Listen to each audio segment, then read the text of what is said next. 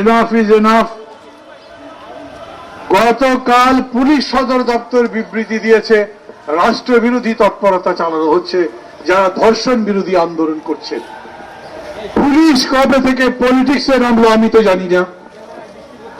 তারা বলছেন রাষ্ট্রবিরোধী কাজ। কি রাষ্ট্রবিরোধী?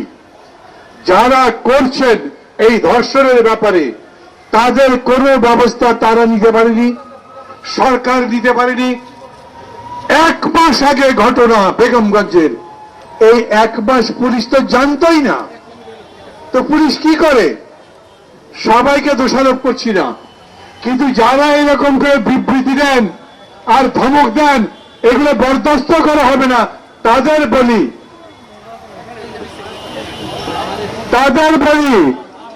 অনেক হয়েছে।